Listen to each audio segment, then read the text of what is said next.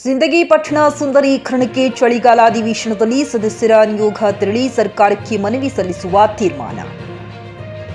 ಪಟ್ಟಣದ ಅಭಿವೃದ್ಧಿ ಸೌಂದರೀಕರಣಕ್ಕಾಗಿ ಅನುದಾನ ಸಂಬಂಧಪಟ್ಟ ಶಾಸಕರ ಬಳಿ ಪ್ರಸ್ತಾವನೆ ಸಲ್ಲಿಸೋಣ. ಜೊತೆಗೆ ಬೆಳಗಾವಿಯಲ್ಲಿ ನಡೆಯುವ ಅಧಿವೇಶನ ವೇಳೆ ಸರ್ವ ಸದಸ್ಯರ ನಿಯೋಗ ತೆರಳಿ ಸರ್ಕಾರಕ್ಕೂ ಮನವಿ ಸಲ್ಲಿಸೋಣ ಎಂದು ಪುರಸಭೆ ಅಧ್ಯಕ್ಷ ಶಾಂತವೀರ್ ಬಿರಾದಾರ್ ಹೇಳಿದರು. ಇದಕ್ಕೆ ಸದಸ್ಯರು ಸಮ್ಮತಿ ಸೂಚಿಸಿದರು. ಶನಿವಾರ ಪುರಸಭೆ ಕಾರ್ಯಾಲಯದಲ್ಲಿ ನಡೆದ ಸರ್ವ ಸದಸ್ಯರ ಸಭೆಯಲ್ಲಿ ಈ ತೀರ್ಮಾನಕ್ಕೆ ಮಾಡಲಾಯಿತು. ಮಟನ್, ಚಿಕನ್ ಅಂಗಡಿಗಳು ಎಲ್ಲೆಂದರಲ್ಲಿವೆ. ಅವುಗಳನ್ನು ಮಲಘಾಣ ರಸ್ತೆಯಲ್ಲಿರುವ ಜಾಗದಲ್ಲಿ ಸ್ಥಳಾಂತರಿಸಲಾಗುವುದು. ಅವರಿಗೆ ಬೇಕಾದ ಎಲ್ಲಾ ರೀತಿಯ ಮೂಲಭೂತ ಸೌಲಭ್ಯಗಳನ್ನು ಕೊಡಲಾಗುವುದು ಎನ್ನುವ ವಿಚಾರಕ್ಕೆ ಪರ ವಿರೋಧದ ಮಾತುಗಳು ಕೇಳಿಬಂದವು. ಮಲಘಾಣ ರಸ್ತೆಗೆ ಸ್ಥಳಾಂತರಿಸಿದರೆ ಖರೀದಿಸಲು ಜನರಿಗೆ ತೊಂದರೆಯಾಗುತ್ತೆ. ಈಗ ಇರುವ ಜಾಗದಲ್ಲಿಯೇ ಸ್ವಚ್ಛತೆ ಕಾಪಾಡಿಕೊಳ್ಳಲು ಸೂಚಿಸಬೇಕೆಂದು ಸದಸ್ಯರಾದ ಭಾಷಾ ಸಾಬ್ ತಾಂಬುಳಿ, ಸಂದೀಪ್ ಚೌರಾ ಹೇಳಿದರು. ಪಟ್ಟಣದ ಸ್ವಚ್ಛತೆಯ ಕಾರಣಕ್ಕೆ ಸ್ಥಳಾಂತರಿಸುತ್ತಿರುವುದು ಒಳ್ಳೆಯದು ಎಂದು ಸದಸ್ಯ ಬಸವರಾಜ್ ಯರನಾಳ ಹೇಳಿದರು. ಎಸ್ಸಿಪಿ, ಟಿಎಸ್ಪಿ ಅನುದಾನ ಸರಿಯಾಗಿ ಬಳಕೆಯಾಗಬೇಕು. ಮೂಲ ದಲಿತರಿಗೆ ಅದರಿಂದ ಪ್ರಯೋಜನ ಸಿಗಬೇಕು. ಸರ್ಕಾರದ ನಿಯಮಗಳಂತೆ 24% 10% ಉಳಿಕೆಯನ್ನು ಎಸ್ಸಿ ಎಸ್ಟಿಗಳ ಅಭಿವೃದ್ಧಿಗೆ ಸಮರ್ಪಕವಾಗಿ ಬಳಕೆಯಾಗಬೇಕು ಎಂದು ನಾಮನಿರ್ದೇಶಿತ ಸದಸ್ಯ ಸಾಯಬಣ್ಣ ಪುರದಾಳ ಹೇಳಿದರು.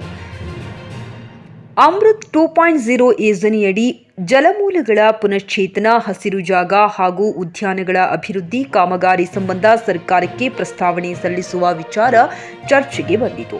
ಈ ವೇಳೆ ಪುರಸಭೆ ಉಪಾಧ್ಯಕ್ಷ ರಾಜಣ್ಣ ನಾರಾಯಣ, ಮುಖ್ಯಾಧಿಕಾರಿ ಎಸ್ ರಾಜಶೇಖರ್ ಸೇರಿದಂತೆ ಸಿಬ್ಬಂದಿ ಹಾಜರಿದ್ದರು.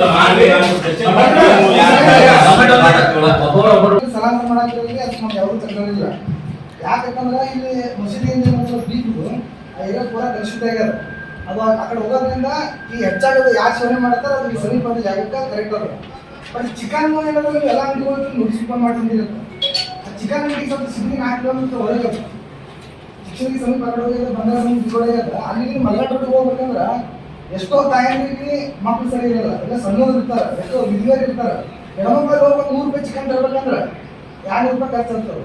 ಹಂಗಾಗಿ ಸ್ವಲ್ಪ ಈ ಅಂಗಡಿಗಳಿಗೆ ಅವ್ರು ಹೊರಗೆ ಏನೋ ಕಾಣಿಲ್ದಂಗೆ, ಕಸ ಚೆಲ್ಲದಂಗೆ ಏನು ಒಂದು ಮನೆ ಮಾಡಿ ಒಂದು ಅವಕಾಶ ಕೊಟ್ಟು ಎಲ್ಲ ಚಿಕನ್ ನೋಟಿಸ್ ಮಾಡಿ ಅವೇನು ಪದೇ ಎಲ್ಲ ಚೆಲ್ಲಾಗತ್ತು, ಹೊಲಸು ಮಾಡಾಕತ್ತು, ಗಲೀಜ್ ಆಗುತ್ತೆ ಅಂದ್ರೆ ಒಂದು ನೋಟಿಸ್ ಮಾಡ್ತೀವಿ ಅಂದ್ರೆ ಅಂಥ ಅಂಗಡಿಗಳು ರದ್ದು ಮಾಡ್ತೀವಿ ಅಂದ್ರೆ ಬ್ಯಾರೆಟ್ ಅವಕಾಶ ಕೊಟ್ಟಿಲ್ಲ. ಅವ್ರಿಗೆ ಅಂಗಡಿ ಇಡಕ್ಕೆ ಅವಕಾಶ ಕೊಡಬೇಡಿ. ಸ್ವಚ್ಛತೆ ಕಾಪಾಡುವಂಥ ಎಲ್ಲ ಅಂಗಡಿಗಳು ಚಿಕನ್ ಅಂಗಡಿಗಳು ಇಲ್ಲೇ ಇಲ್ಲ ಭಾಳ ತೊಂದರೆ ಆಗ್ತದೆ. ಹಂಗಾಗಿ ಅವರು ಆ ಸಂಘದವ್ರು ಕೊಟ್ಟಾರ ಸಾರ್ವಜನಿಕರು ಅರ್ಜಿ ಕೊಡೋದು. ಹಂಗಾಗಿ ಇದು ಪ್ರೊಸೀಡ್ ಮಾಡಬೇಕು.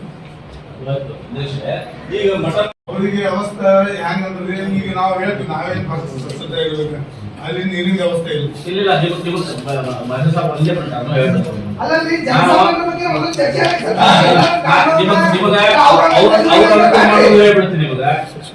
ನಾನು ಅವರಿಗೆ ಎಂಟರ್ ಪೂರಾ ಹೊಸ ಮಾರ್ಕೆಟ್ ಮಾಡ್ಕೊಡಿ, ಚಳಿವಿರೋದು ಎಂಟರ್ ಹೊಸ ಮಾರ್ಕೆಟ್, ಅವ್ರಿಗೆ ನೀರಿನ ವ್ಯವಸ್ಥೆ ಮಾಡ್ಕೊಡಿ. ಅಲ್ಲಿಂದ ಅವ್ರಿಗೆ ಪುರಿ ಕೊಯ್ಲಿಕ್ಕೆ ಅದು ಅವೇನು ಅದನ್ನು ಸಿಸ್ಟಮೆಟಿಕ್ ಮಾಡಿರ್ತೀನಿ, ಅದನ್ನೆಲ್ಲ ರೆಡಿ ಮಾಡ್ಕೊಡಿ. ಸಾರ್ವಜನಿಕರು ಅಂದ್ರೆ ನನ್ನ ವೈಯಕ್ತಿಕ ನನ್ನ ಬಂದ ಅಪ್ರೋಚ್ ಆಗಿದ್ದ ಪ್ರಕಾರ ಎಲ್ಲ ಮಟನ್ ತಿನ್ನೋರು ಬಂದಾರ, ತಿನ್ನೋರು ಬಂದು ಹೇಳಿದ ಪ್ರಕಾರ ಇದು ಅದು ಕರೆಕ್ಟ್ ಆಗ್ತದೆ ಅಂತ ಹೇಳಬಹುದು. ಯಾಕಂದ್ರೆ ಗಾಡಿಗಳು ಚಿಕನ್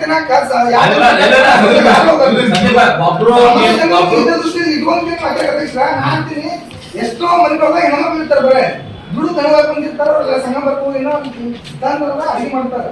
ಇಲ್ಲ ಅಲ್ಲಿ ಹೋಗಿ ತರಬೇಕಂತಂದ್ರೆ ಅವ್ರು ಎಷ್ಟು ಕಷ್ಟ ಆಗ್ತದೆ. ಮನೆಯಾಗ ಮಾತು ಮಕ್ಳು ಇರ್ತಾರ, ಗಂಡಿಲ್ಲವರು ಹೆಣ್ಮಕ್ಳು ಇರ್ತಾರ, ಅವ್ರೆಲ್ಲ ಸ್ವಲ್ಪ ಕಾಳಜಿ ಮಾಡಿ ವಿಚಾರ ಮಾಡ್ರಿ. ನೀವು ಸರಿ ಮೊದಲೇ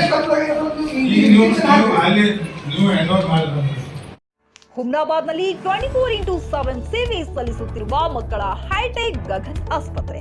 ಬೀದರ್ ಜಿಲ್ಲೆಯ ಜನರಿಗೆ ಈಗ ತಮ್ಮ ಮಕ್ಕಳ ಆರೋಗ್ಯದ ಬಗ್ಗೆ ಚಿಂತೆ ಬೇಡ. ನಿಮ್ಮ ಜಿಲ್ಲೆಯ ಹುಮ್ನಾಬಾದ್ನ ಗಗನ್ ಆಸ್ಪತ್ರೆ ನೋಡಲು ಸುಂದರವಾದ ಕಟ್ಟಡ ಅಷ್ಟೇ ಅಲ್ಲದೆ ಮಕ್ಕಳಿಗೆ ತರಹದ ಆಟದ ಮನರಂಜನೆ ಜೊತೆಗೆ ಅತ್ಯುತ್ತಮ ಚಿಕಿತ್ಸೆ ನೀಡಲಾಗುತ್ತದೆ. ಇಲ್ಲಿ NICU 10 ಬೆಡ್ಸ್, PICU 6 ಬೆಡ್ಸ್, ಡಿಪ್ಯಾಪ್, ವೆಂಟಿಲೇಟರ್ ಸೇರಿದಂತೆ ವಿವಿಧ ಮುಖ್ಯ ಸೇವೆಗಳು ಕೂಡ ಲಭ್ಯ ಇದೆ. ಹೆಚ್ಚಿನ ಮಾಹಿತಿಗಾಗಿ ಭೇಟಿ ನೀಡಿ ಗಗನ್ ಆಸ್ಪತ್ರೆ, ಪೊಲೀಸ್ ಠಾಣೆ ಹಿಂದುಗಡೆ, ಹುಮ್ನಾಬಾದ್. ಸಂಪರ್ಕಿಸಿ 9620618472 ಅಥವಾ 8846666532.